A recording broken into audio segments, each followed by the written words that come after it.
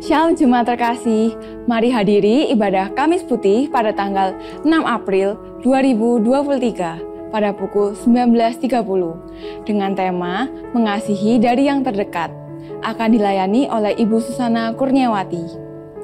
Mari menghayati kematian Kristus di kayu salib dengan mengikuti ibadah Jumat Agung pada Jumat 7 April 2023 di 2 kali jam ibadah yaitu pukul 17.30 dan 19.30 dengan tema Salibmu Kurangkul Teguh dengan pelayan firman Pendeta Emeritus B.C. Siswanto.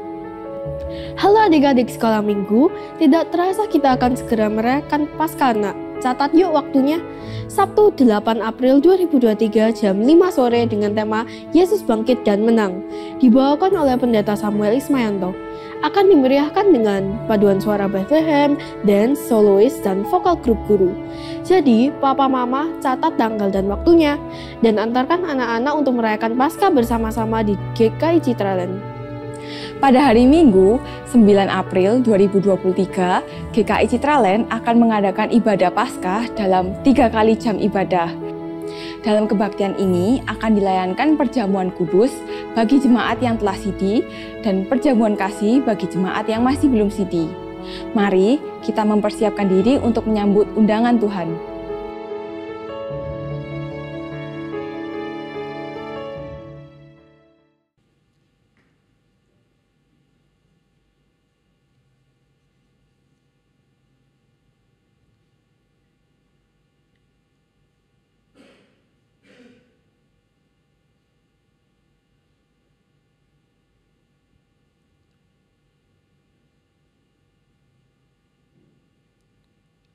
Jemaat diundang bangkit berdiri.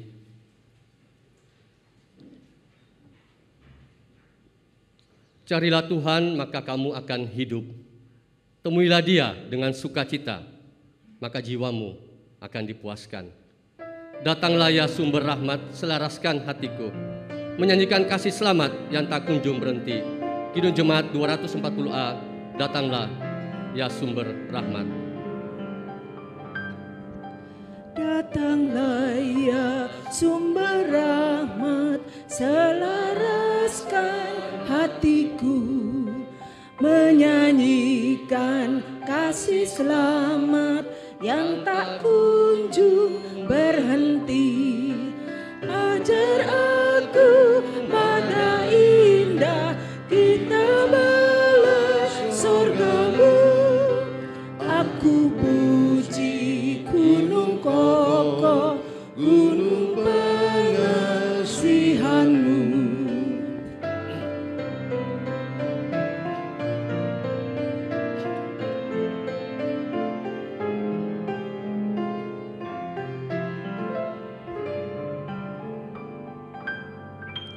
Tiap hari ku berutang pada kasih abadi, rantailah hatiku curang dengan rahmat tak henti. Ku dipikat pencobaan, meninggalkan kasih-Mu. Inilah hatiku Tuhan, meteraikan bagi-Mu. Saudara-saudara yang terkasih, pertolongan kita adalah di dalam nama Tuhan yang menciptakan langit dan bumi.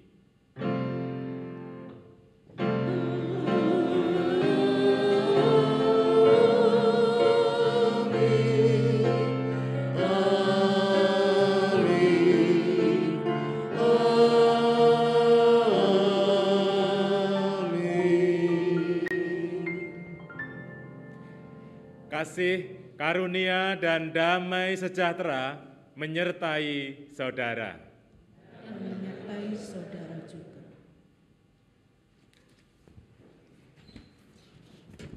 Umat yang dikasihi oleh Tuhan Yesus, kehadiran Tuhan nyata melalui setiap peristiwa kehidupan manusia. Kadang ada suka, dan ada duka, di sanalah kuasa dan kasih-Nya nyata menopang kehidupan manusia. Dengan dasar tersebut, semestinya selalu ada harapan yang baik dalam hati kita untuk bangkit dari segala kerapuan kita. Tema Minggu Prapaskah kelima ini mengajak kita untuk bangkit dari titik nadir dan mengarahkan pandangan pada kasih dan kuasa-Nya.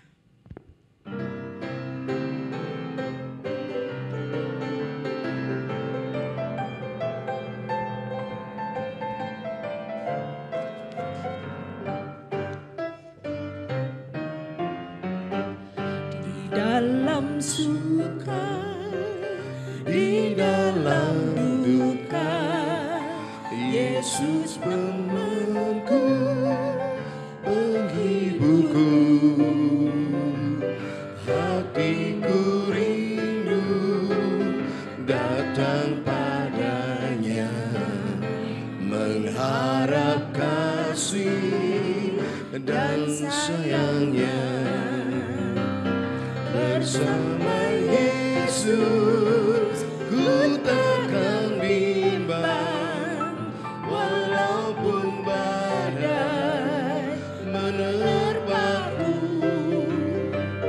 Aku percaya kan bimbingannya, hidupku damai bersamanya.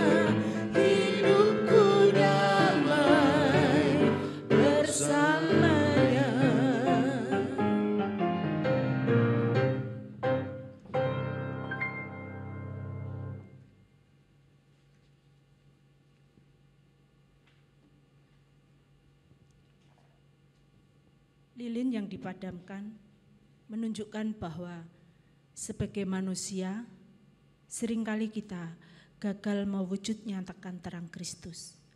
Karena itu, mari mengaku dosa di hadapannya. Umat yang terkasih, marilah kita mengaku dosa dan pelanggaran kita di hadapan Allah.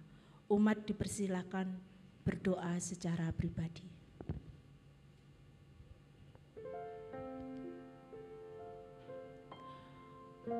Tuhan Yesus, siapakah kami sehingga Engkau mau mengampuni segala kesalahan kami?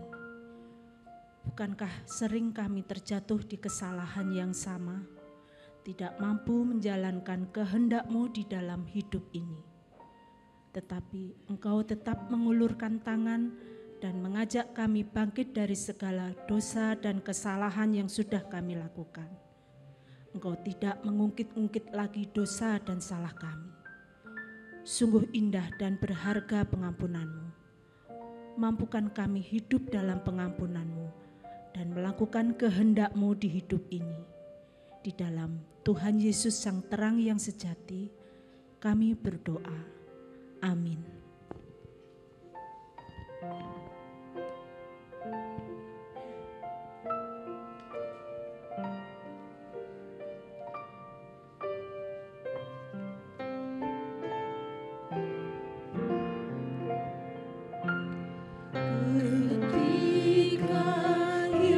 Sudah asaku, kenangan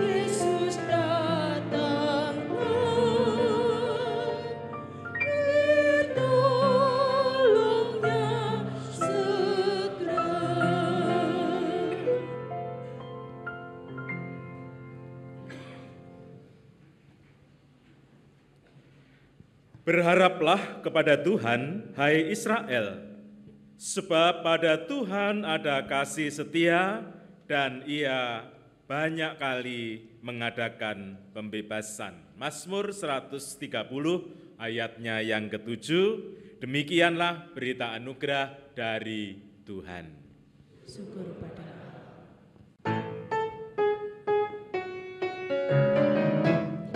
Bersukacitalah selalu, tunjukkan wajah gembiramu. Lihat teman di kanan kiri dan di sekitarmu, berikan salam damai, karena kasih karunia serta pengampunan yang diberi. Hiduplah dalam damai, seorang dengan yang lain, itu kehendak Tuhan bagimu.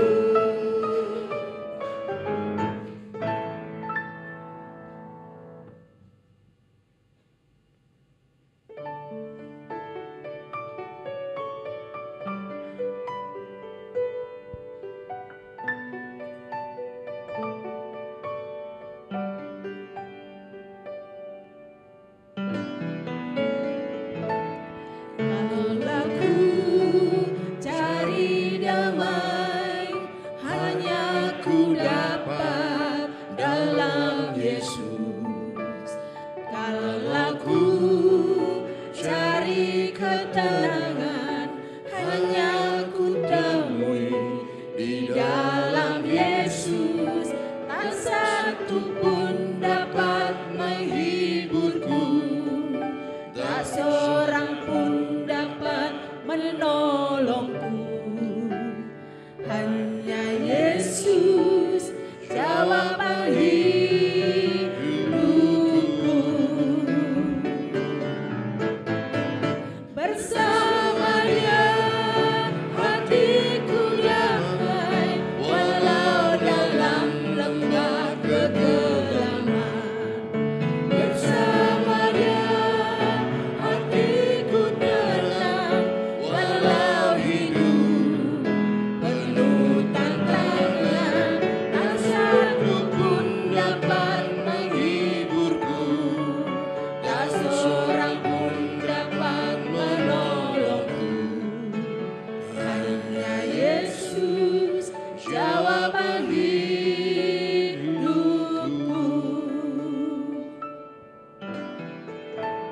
Kalaulah ku cari damai, hanya ku dapat dalam Yesus. Kalaulah ku cari ketenangan, hanya ku temui di dalam Yesus. Tak satu pun dapat menghiburku, tak seorang pun dapat menolongku. Hanya Yesus jawaban hidupku. Bersama Dia hatiku damai, walau dalam lembah kegelapan.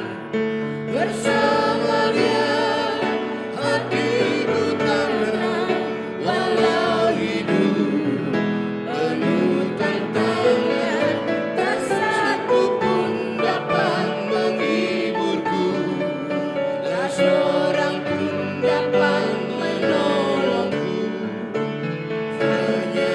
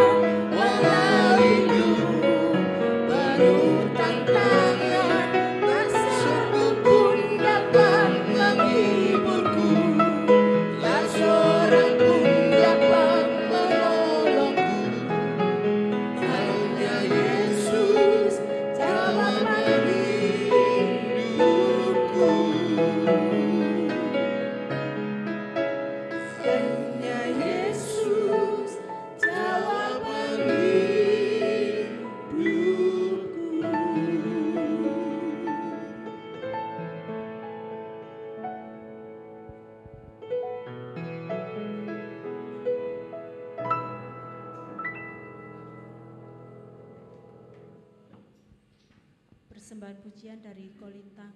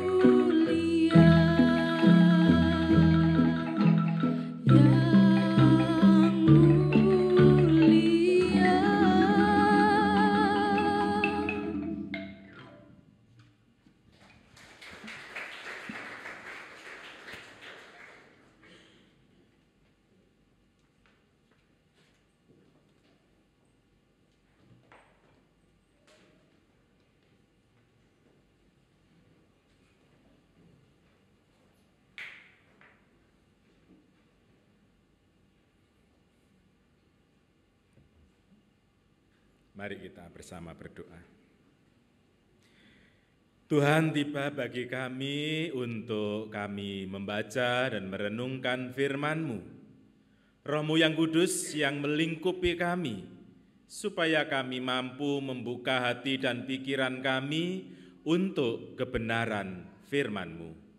Kiranya Roh-Mu yang kudus juga memampukan kami untuk kami menyimpan kebenaran firman-Mu dan juga melakukannya.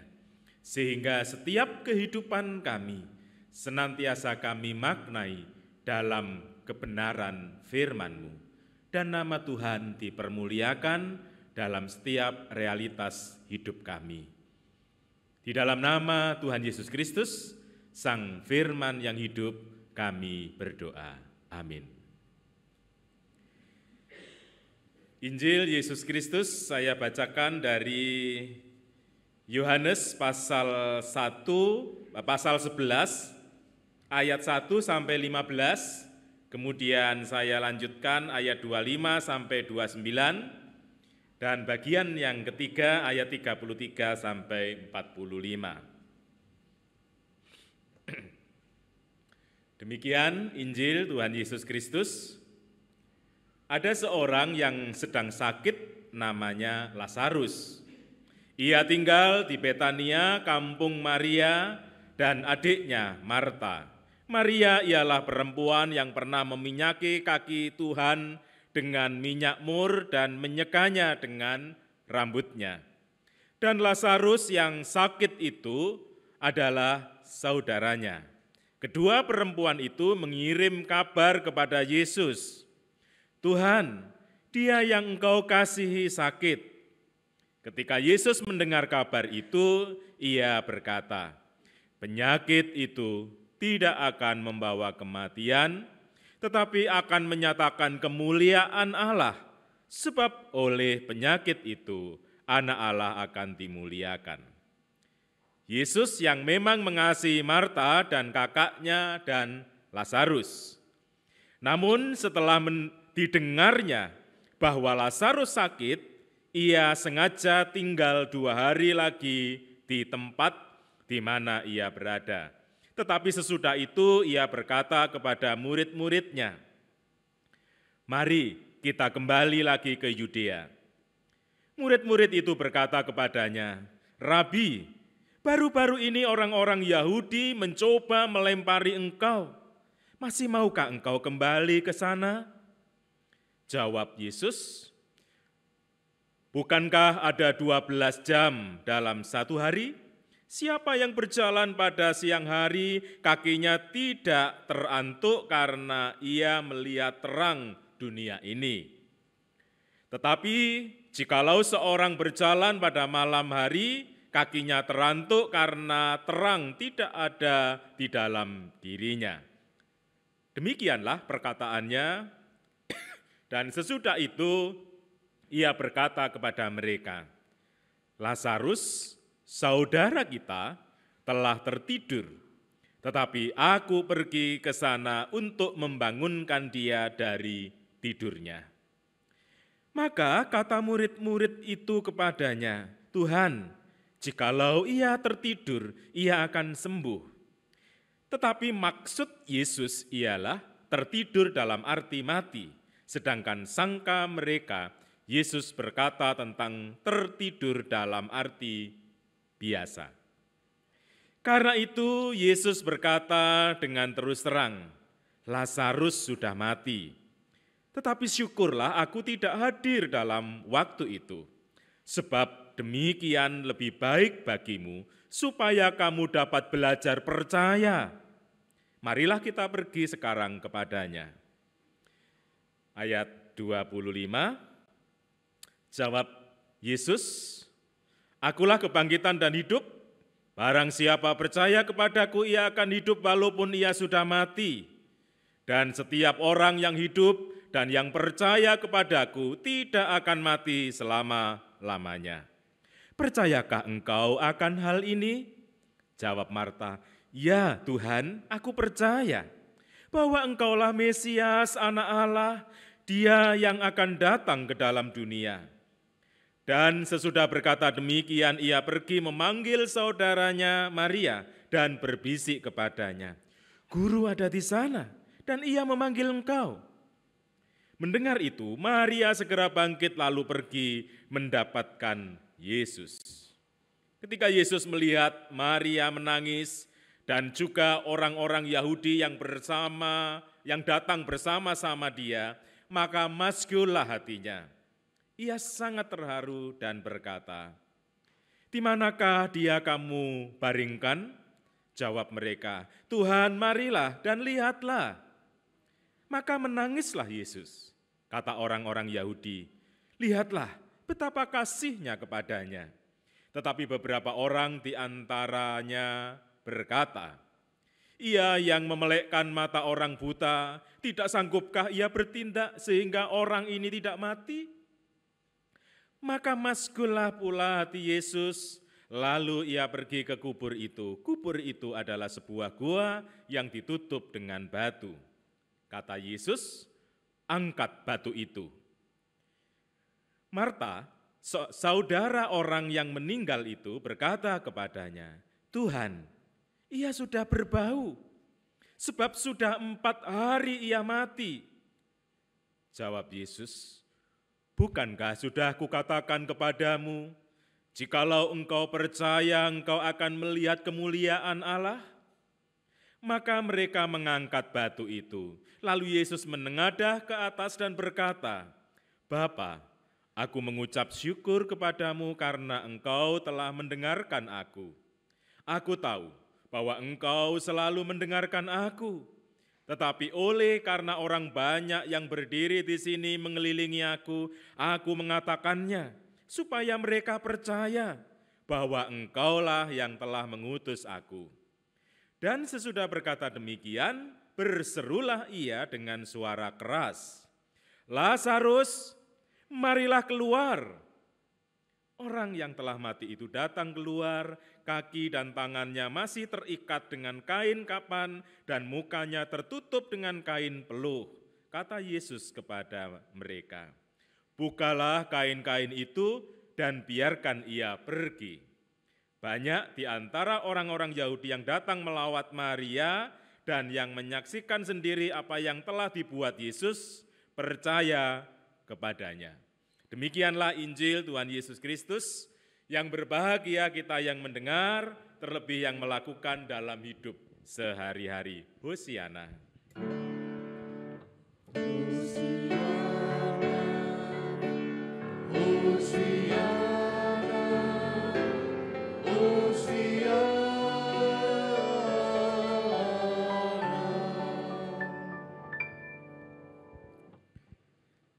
Bapak, Ibu, saudara-saudara yang terkasih, pernahkah saudara-saudara ada di titik nadir,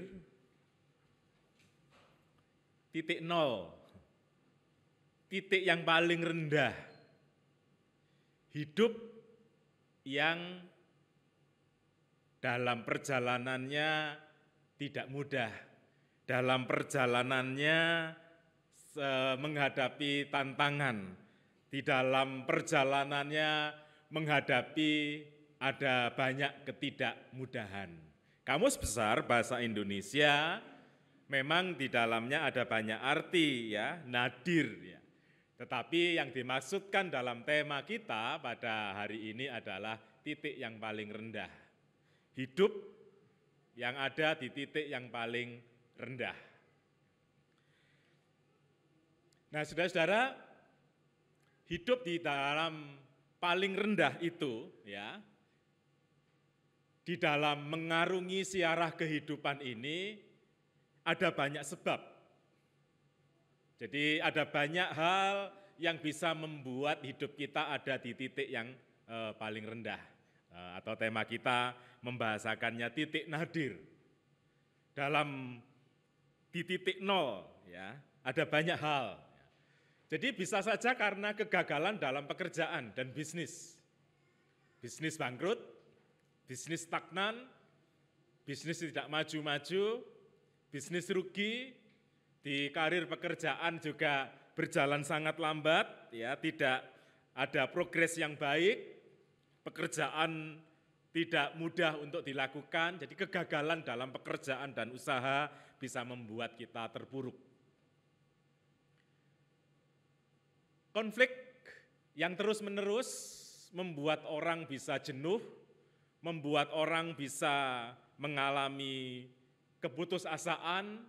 Jadi konflik dengan pasangan, konflik dengan keluarga, itu bisa membuat kita juga ada di titik yang paling rendah di dalam kehidupan kita, ya, titik nadir. Pengkhianatan dari orang yang kita kasihi. Dikhianati orang yang paling kita kasih itu sangat menyakitkan. Ya, saya berharap tidak ada di antara saudara yang mengalaminya, ya. Nampaknya indah ya, mesra, ya, berangkulan, ya. Tapi hatinya tidak di situ, fisiknya saja, ya, indah, tapi sangat tidak menyenangkan. Mungkin seperti ini ya, saudara. Ini indah sekali. Tadinya mau saya makan ini.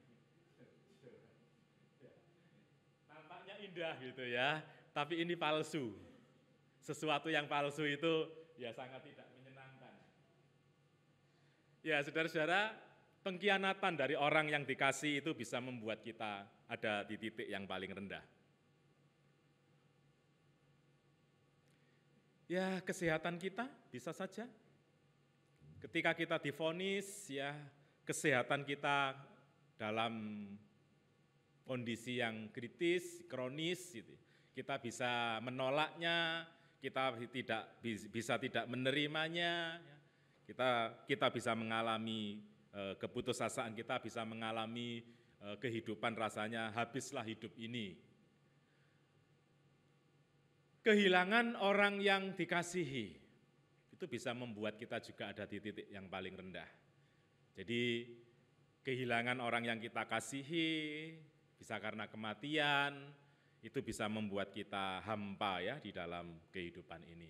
Ya, mungkin ada banyak hal lain lagi yang bisa membuat kita ada di titik yang paling rendah. Maria dan Marta ada di titik nol karena kehilangan Lazarus. Saudara-saudara, bahwa mereka digambarkan ya ada dalam situasi yang sulit ya.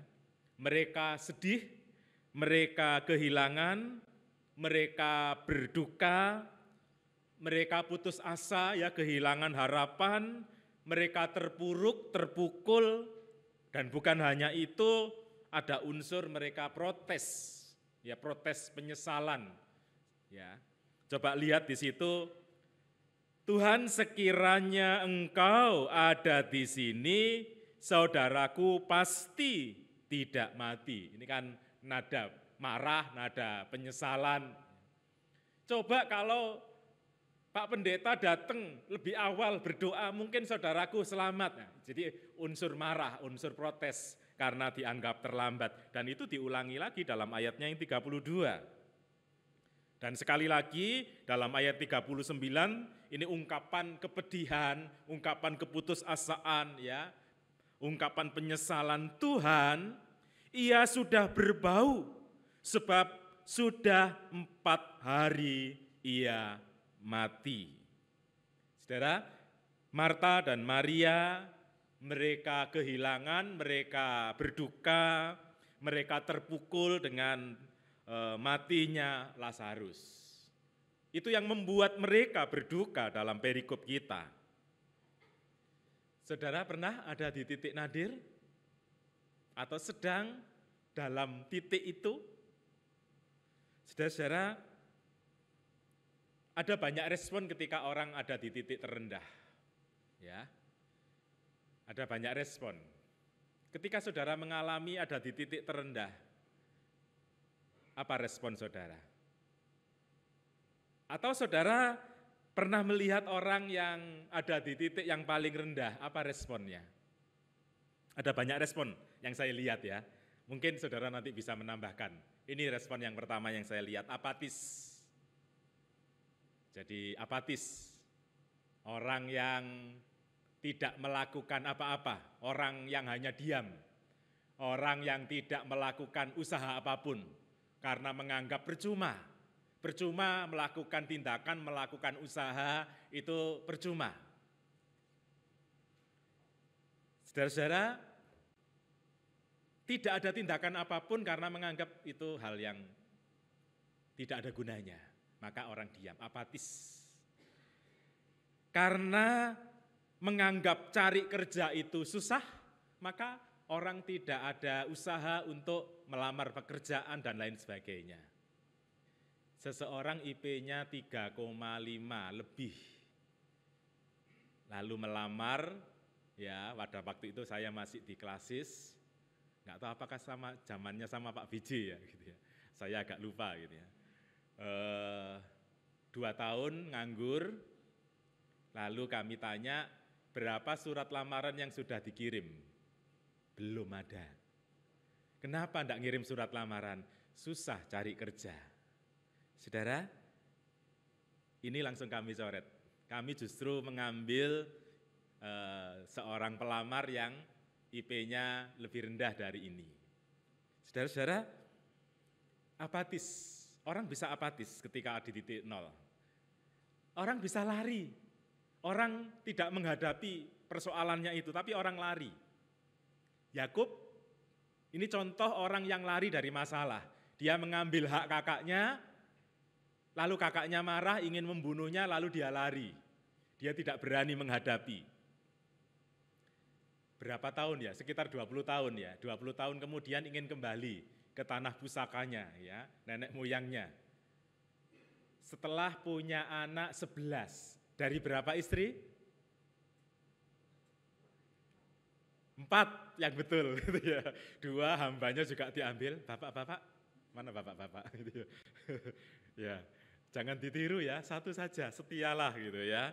Jangan setiap tikungan ada, jangan setialah pada satu. Dia lari. Dia puluhan tahun kemudian dia ingin kembali, istrinya diseberangkan, anaknya diseberangkan, harta bendanya diseberangkan. Dia sendiri tidak berani menyeberang. Kenapa? Karena persoalan itu belum selesai. Kenapa belum selesai? Dia meninggalkan, dia lari dari masalah. Lari dari masalah itu tidak menyelesaikan masalah. Atasilah masalah tanpa masalah. Motonya apa saudara? Saya sih nggak pernah pergi ke sana, soalnya piagam penabisan saya nggak laku di sana, nggak bisa disekolahkan di sana. Jadi lari dari masalah tidak menyelesaikan masalah. Ambil jalan pintas, apalagi itu tidak menyelesaikan masalah. Seorang suami ngambil motor, parkir di atas jembatan, dia nyemplung kali, mati. Enak, kenapa dia melakukan itu? Dia di PHK saat istrinya sedang hamil tua. Mungkin dia memikirkan bagaimana biaya ini dan itu.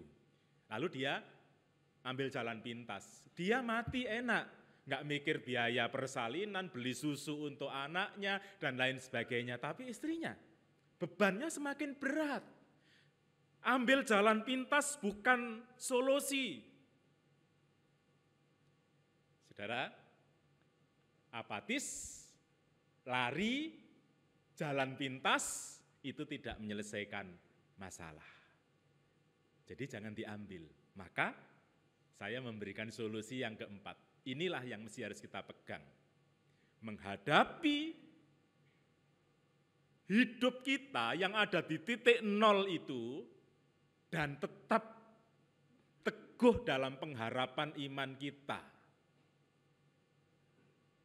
Harapan itu seperti kita naik kapal, kapalnya hancur, kita menemukan sepotong papan. Nah, kita bisa selamat ya karena pelampung itu ya, karena papan itu. Harapan itu seperti pelampung itu ya, seperti papan itu yang membuat kita akan bertahan hidup. Saudara nonton film Titanic ya? Nah, itu. Si gadis numpang di atas papan, sementara si kekasih dia tetap di dalam air. Si kekasih rela tetap di dalam air dan pada akhirnya mati berkorban untuk si kekasihnya itu ya, tetap di atas papan. Para pemudi yang masih jomblo, jomblo terbuka ya, bukan jomblo tertutup gitu ya. Ingin punya kekasih yang seperti itu, ya, berdoalah gitu ya. Doakan gitu ya, punya kekasih yang rela berkorban gitu. Jadi harapan itu seperti pelampung itu loh, membuat kita bisa bertahan di tengah-tengah hancurnya kehidupan kita. Ini solusi yang kita ambil, hadapi masalah itu. Jangan lari, jangan apatis, jangan ambil jalan pintas, hadapi dan tetaplah punya harapan. Saudara-saudara, ini yang mesti kita harus terus lakukan di dalam setiap kehidupan kita. Jadi bukan apatis, bukan lari, bukan jalan pintas, tapi bagaimana kita bertahan dan berharap di dalam kehidupan kita. Nah, pertanyaannya, oke, saya mau bertahan, tapi apa dasarnya? Apa dasarnya saya harus menghadapi hidup itu? Apa dasarnya saya tetap punya harapan dalam diri saya di tengah-tengah keterpurukan hidup? Di tengah-tengah siara hidup yang tidak mudah itu, apa dasarnya? Apa jaminannya? Kalau zaman sekarang kan sering kali itu, jaminannya apa?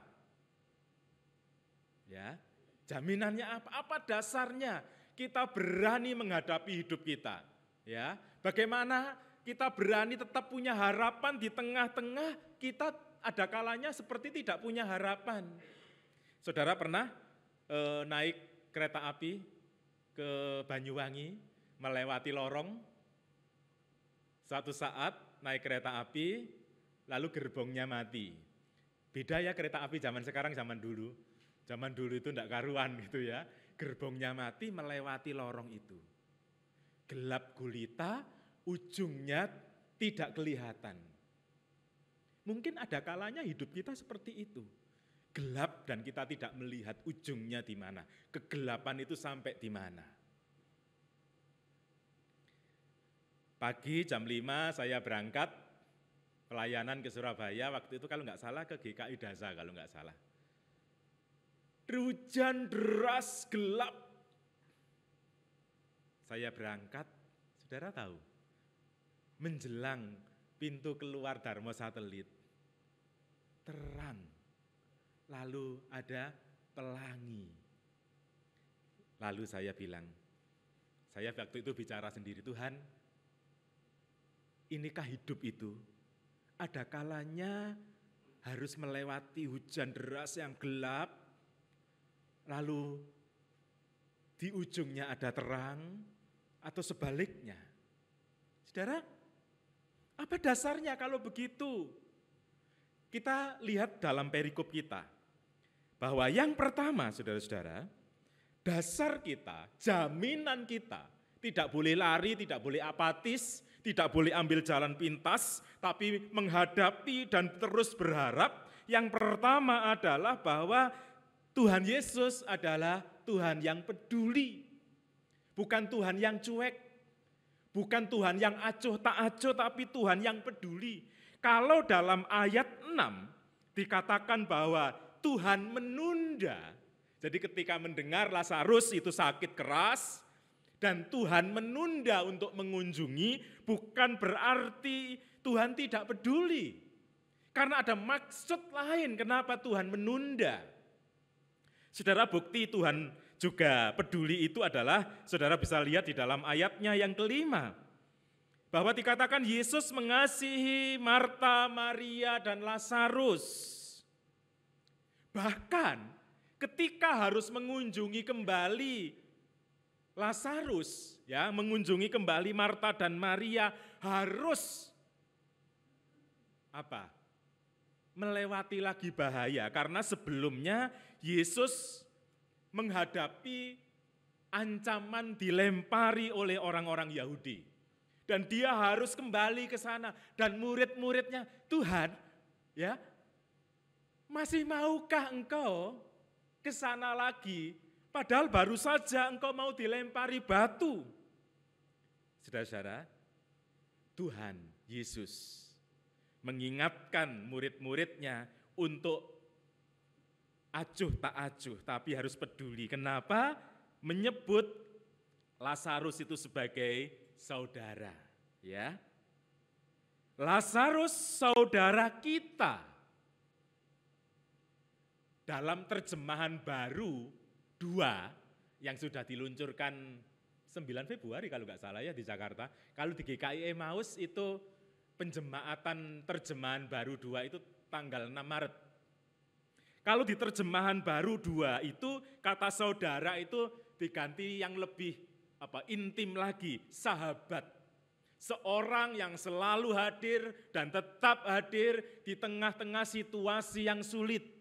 Seorang sahabat. Yesus memberikan pandangan kepada murid-muridnya, ayo kita harus pergi ke sana. Dia sahabat kita. Saudara-saudara, Allah Tuhan Yesus Kristus adalah Tuhan yang peduli, bukan yang acuh tak acuh. Itu yang pertama, mengapa kita tidak boleh putus asa dalam hidup kita yang ada di titik nol itu. Yang kedua, Tuhan Yesus tahu apa yang akan terjadi.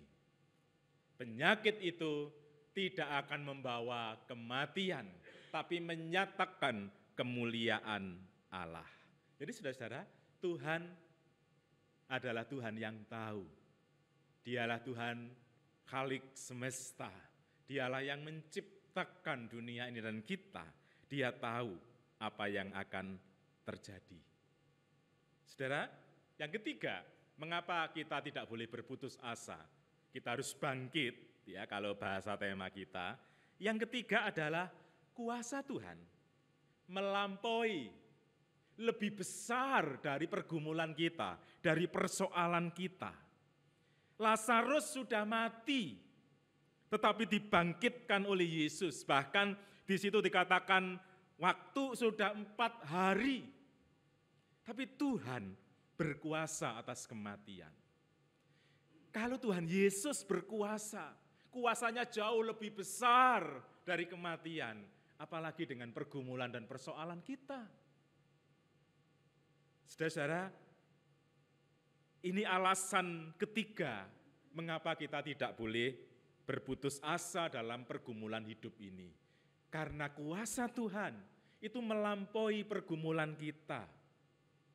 Saudara-saudara, saya pernah menceritakan berapa tahun yang lalu, ya sudah lama,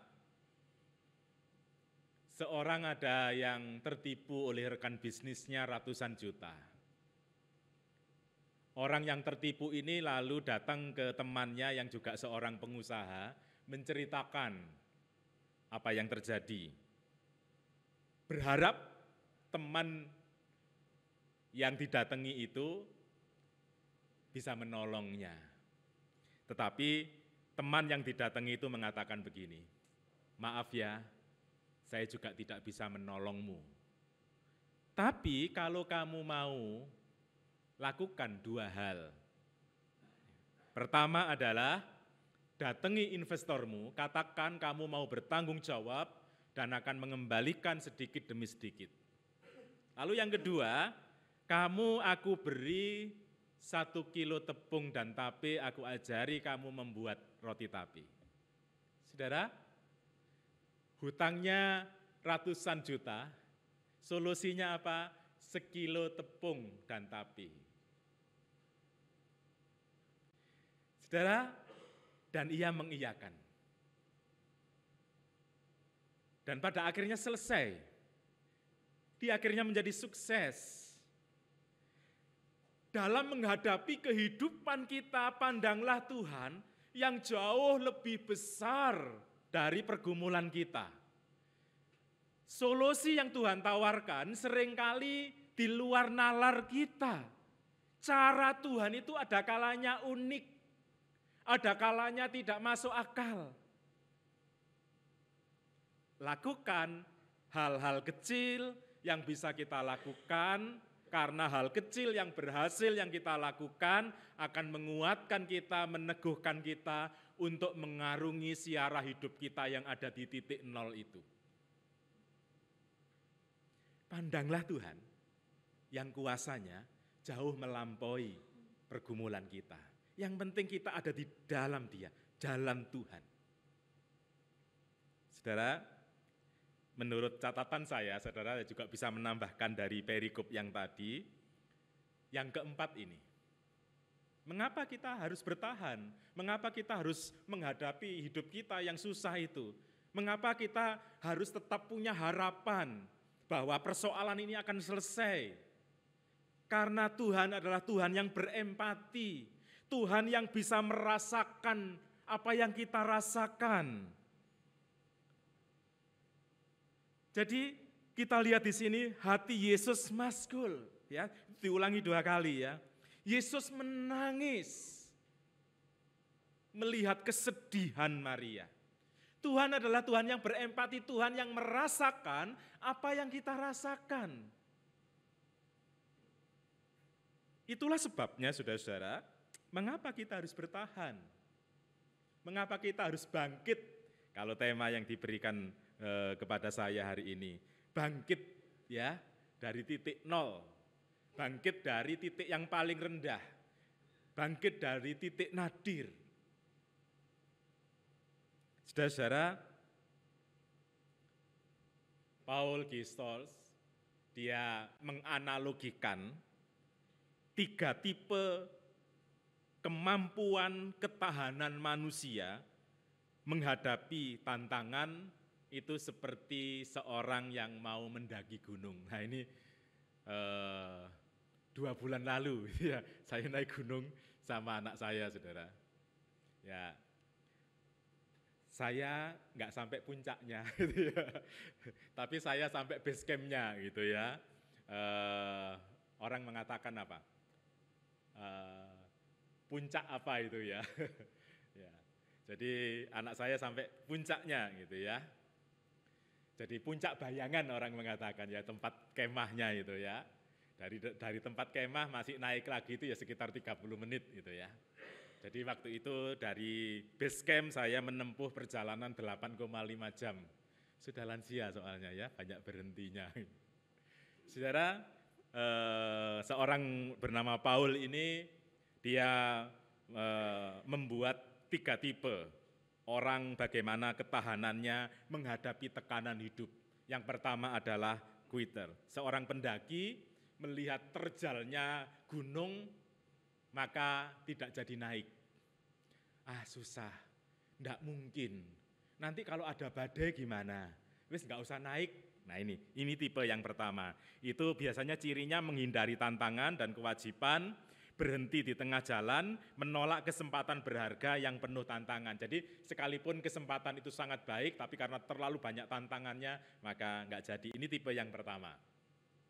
Tipe yang kedua adalah camper.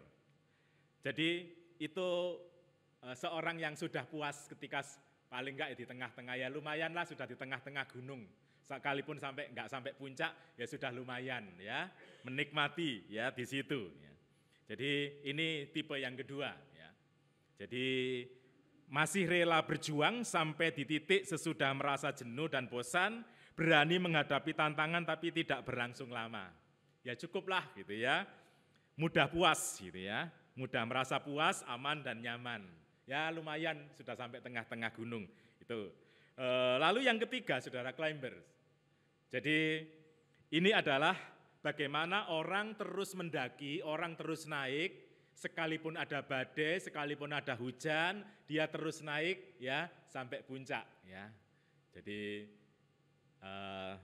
itu sama anak saya, dia naik dengan temannya ya, yang nggak tahu siapa, nggak dikenal, ketemu di situ, dia naik ya 30 menit dari puncak bayangan itu. Ya, yang satunya dengan temannya yang sekarang ke studi teologi ya di Jogja, itu di Lawu ya. Nah, saudara-saudara, orang tidak peduli ya, sekalipun di perjalanan itu penuh tantangan. Jadi kenapa saya naik gunung waktu 2 bulan yang lalu itu, saudara?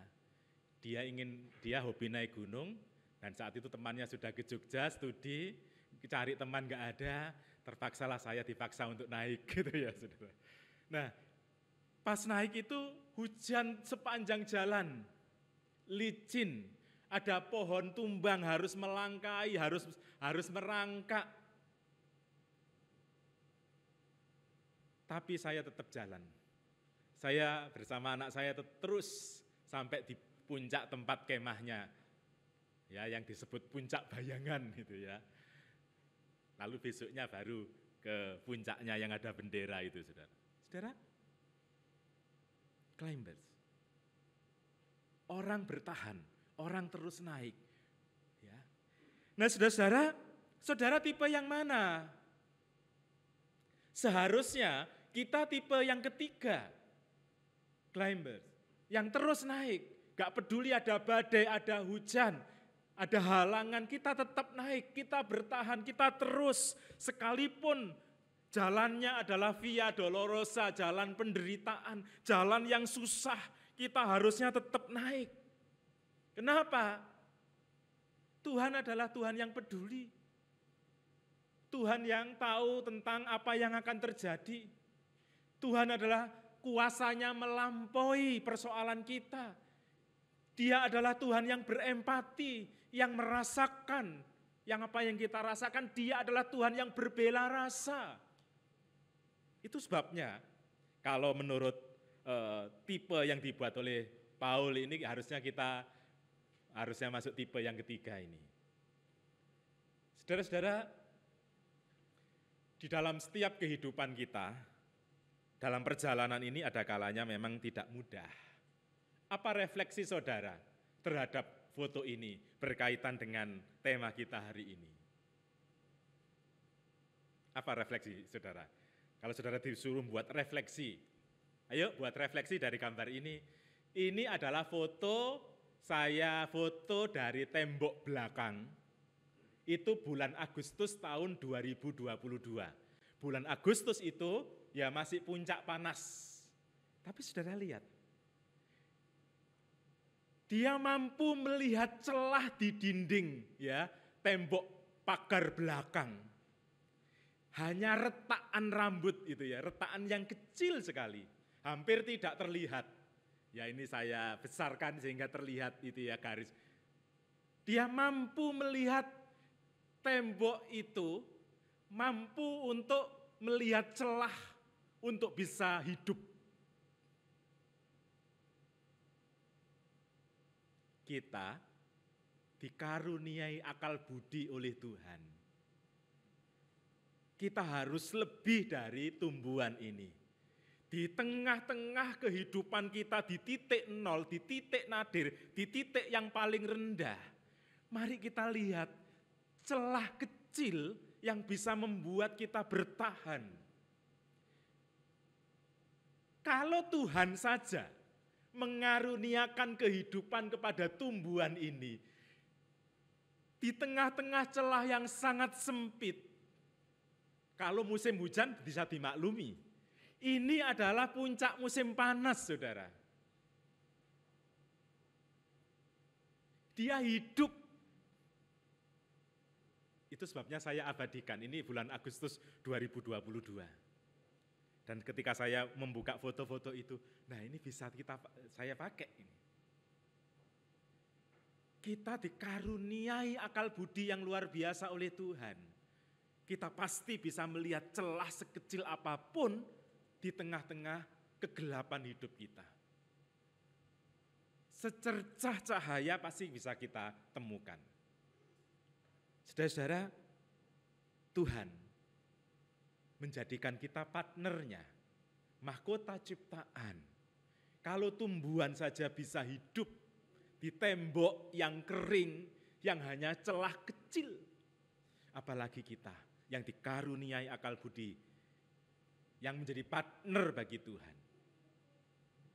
Pasti Tuhan akan menolong kita. Saudara-saudara, jangan pernah untuk kita berhenti untuk berharap ya. Jangan pernah kita berhenti untuk berharap. Jangan kehilangan kepercayaan. Itu sama dengan harapan kita ya. Ketika Tuhan menanyakan kepada Marta berkaitan dengan kekuasaannya. Dan Marta mengatakan, "Ya Tuhan, aku percaya bahwa Engkaulah Mesias, Anak Allah, Dia yang akan datang ke dalam dunia." Jangan pernah kehilangan pengharapan itu, iman itu. Sesungguhnya tangan Tuhan tidak kurang panjang untuk menyelamatkan dan pendengarannya tidak kurang tajam untuk mendengar. Tuhan memberkati dan meneguhkan kita. Amin.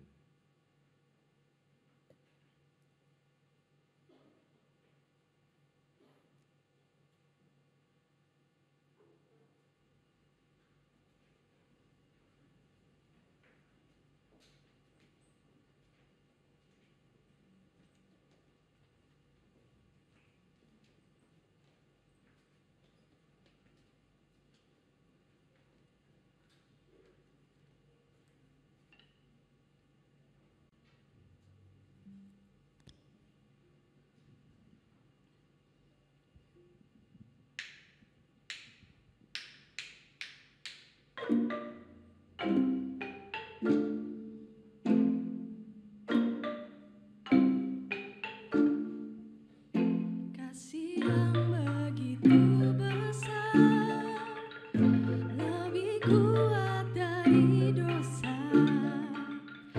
Kasih yang menemukanku, selamatkan dan pulihkanku.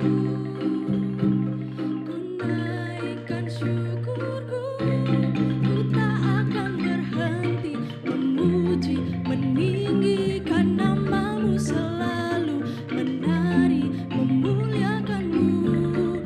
Dibebaskan, dibangkitkan, hidup yang kau beri, dan kini hanya untukmu.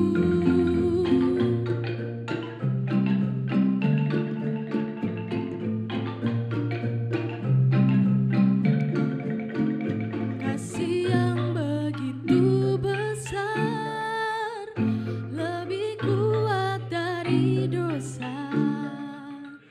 Kasih yang menemukanku, selamatkan dan pulihkanku. Ku naikkan syukurku, ku tak akan berhenti memuji, meninggikan namamu selalu, menari, memuliakanmu. Dibebaskan, dibangkitkan, hidup yang kau beri, dan kini hanya untukmu. Ku naikkan syukurku, ku naikkan syukurku. Dibebaskan, dibangkitkan, hidup yang kau beri, dan kini hanya untukmu. Takkan berhenti memuji, meninggikan namamu selalu, menari, memuliakanmu. Dibebaskan, dibangkitkan, hidup yang kau beri, dan kini hanya untukmu. Na na na na na.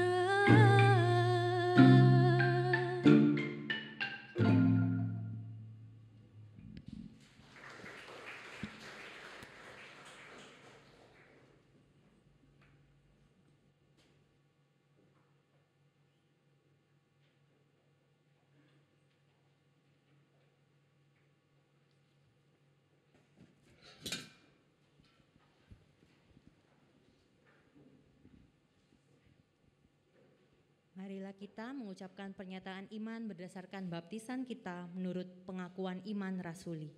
Aku percaya kepada Allah, Bapa yang Maha Kuasa, Khalik langit dan bumi, dan kepada Yesus Kristus, Anaknya yang tunggal Tuhan kita, yang dikandung dari Roh Kudus, lahir dari anak darah Maria, yang menderita sengsara di bawah pemerintahan Pontius Pilatus, disalibkan, mati dan dikuburkan, turun dalam kerajaan maut. Pada hari yang ketiga, bangkit pula dari antara orang mati, naik ke sorga, duduk di sebelah kanan Allah, Bapa yang Maha Kuasa, dan dari sana ia akan datang untuk menghakimi orang yang hidup dan yang mati. Aku percaya kepada Roh Kudus, gereja yang kudus dan am, persekutuan orang kudus, pengampunan dosa, kebangkitan orang mati, dan hidup yang kekal.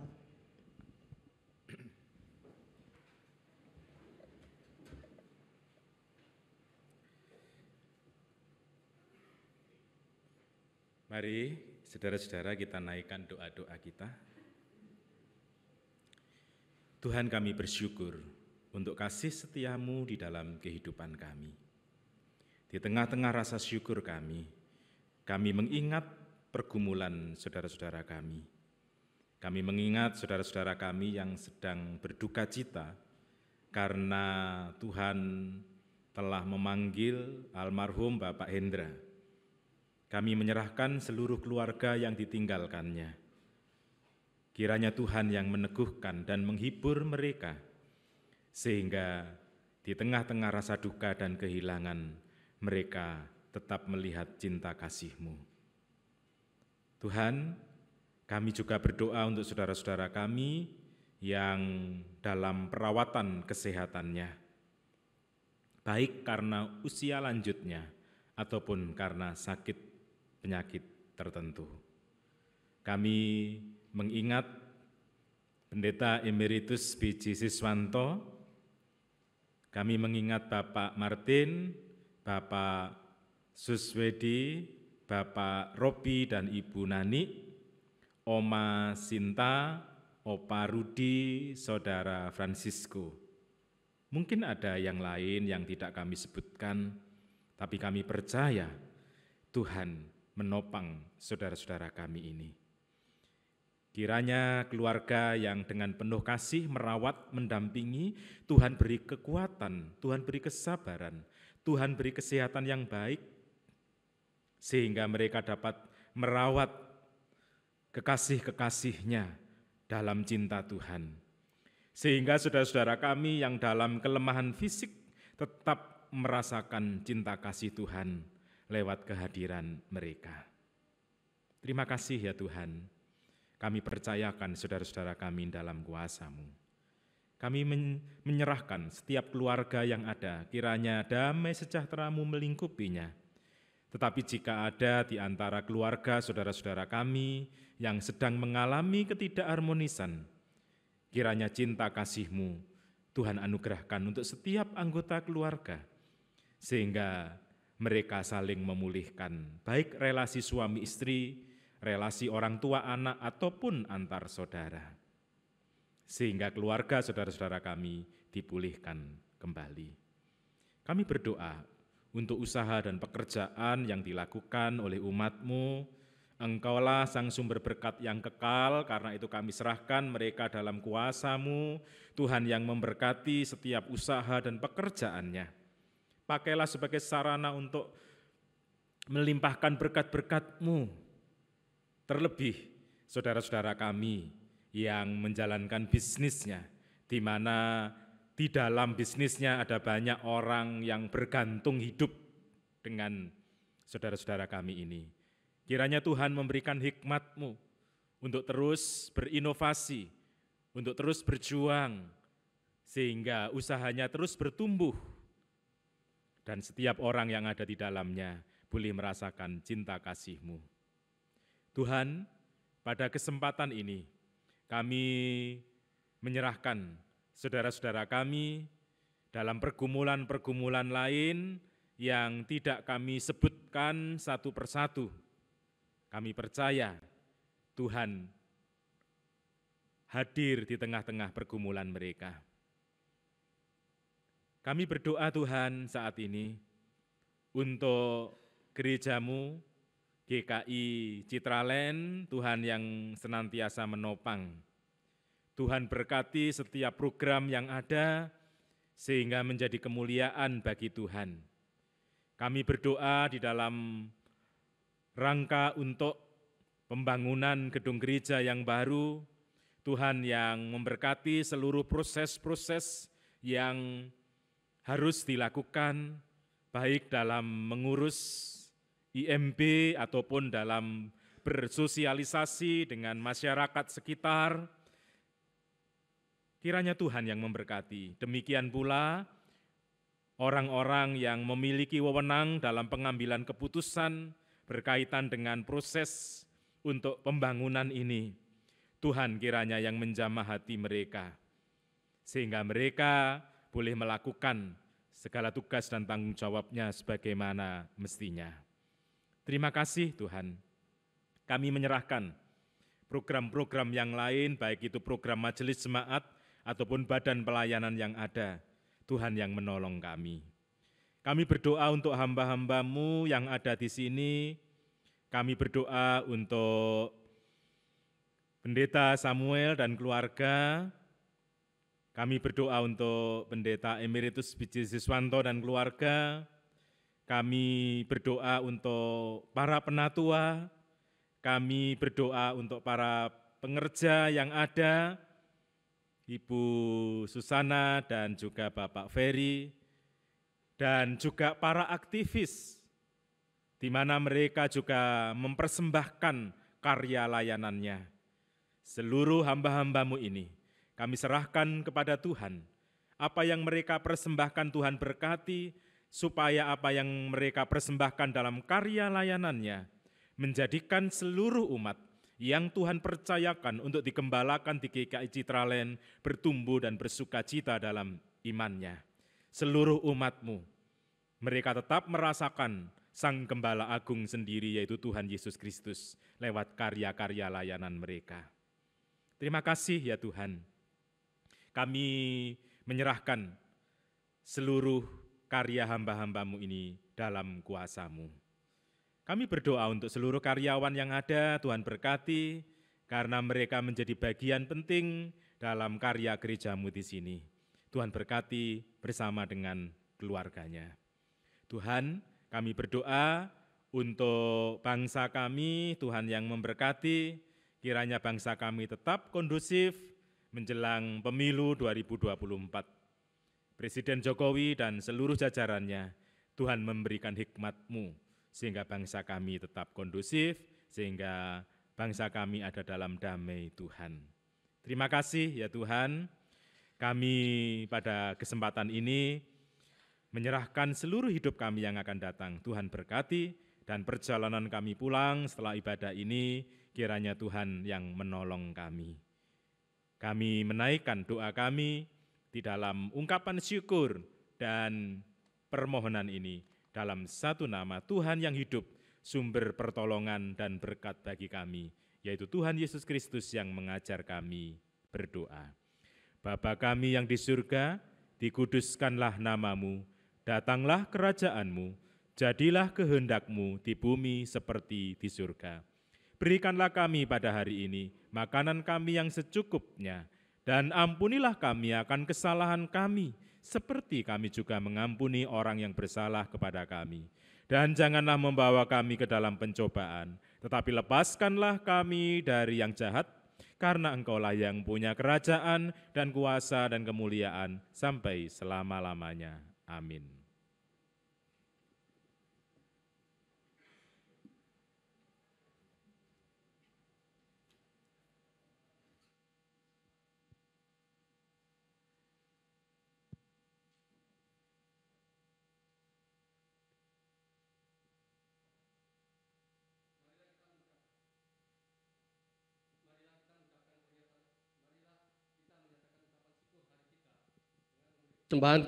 Memberi persembahan.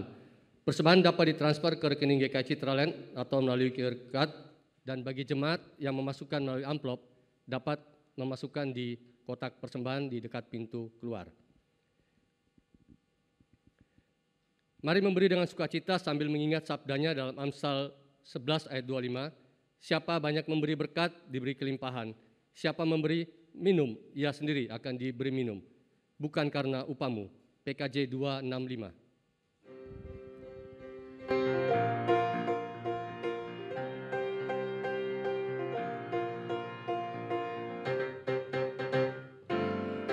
Bukan karena upamu dan bukan karena kebajikan hidupmu, bukan persembahanmu dan bukan pula hasil perjuanganmu. Allah mengampuni kesalahan umatnya oleh karena kemurahannya, melalui pengorbanan putra tunggalnya ditebusnya dosa manusia.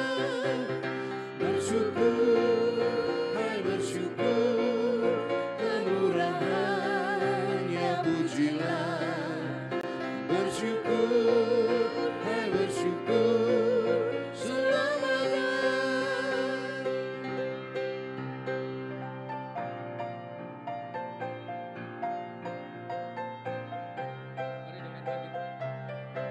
Mari dengan bangkit berdiri kita pujikan bait kedua. Janganlah kau bermegah dan jangan pula meninggikan dirimu. Janganlah kau bermegah dan jangan pula meninggikan dirimu. Baiklah selalu merendah dan hidup dalam kemurahan kasih-Nya. Keangkuhan tiada berkenan kepadanya, orang sombong direndahkannya. Yang lemah dan hina dikasihinya penuh, yang rendahkan ditinggikannya. Bersyukur dan bersyukur, kemurahannya pujilah. Bersyukur dan bersyukur selamanya. Kita bawa persembahan dalam doa. Bapa, ini persembahan kami sebagai ungkapan syukur atas setiap berkat yang telah Engkau limpahkan dalam kehidupan kami. Biar ungkapan syukur kami ini dapat dipakai untuk pelebaran kerajaan-Mu, dapat dipakai untuk menghadirkan kehidupan-Mu di muka bumi ini. Kau berkati akan setiap langkah kehidupan kami, hari demi hari ke depan Bapa. Kau sendiri akan berkati akan setiap pekerjaan kami, dan biarlah di dalam setiap langkah kehidupan kami pun dapat menghadirkan kehidupan.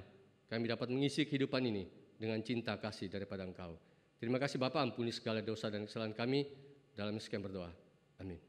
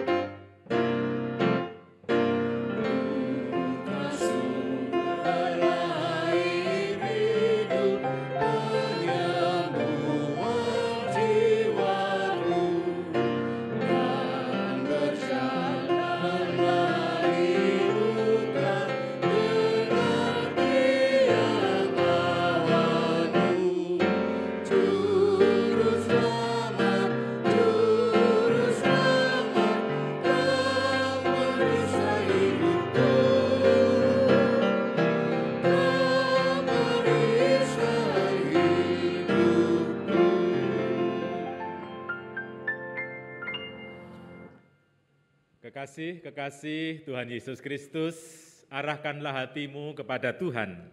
Kami mengarahkan hati kepada Tuhan. Jadilah saksi Kristus. Syukur pada Allah. Terpujilah Tuhan. Kini dan selamanya. Kini terimalah berkat Tuhan. Tuhanlah penjagamu. Tuhanlah naunganmu di sebelah tangan kananmu. Matahari tidak menyakiti engkau pada waktu siang atau bulan pada waktu malam. Tuhan akan menjaga engkau terhadap segala kecelakaan. Ia akan menjaga nyawamu. Tuhan akan menjaga keluar masukmu dari sekarang sampai selama-lamanya.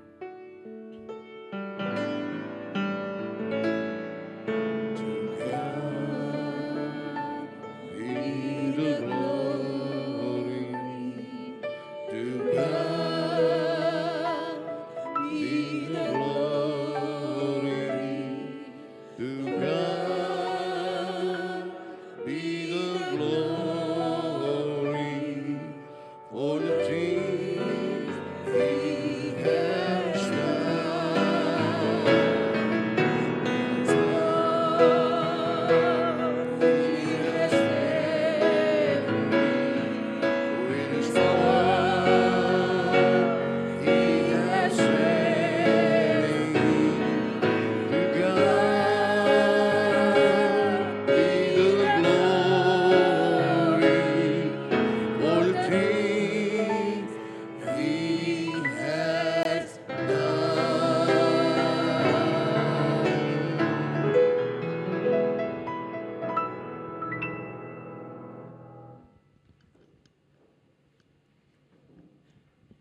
selamat hari Minggu. Tuhan Yesus memberkati.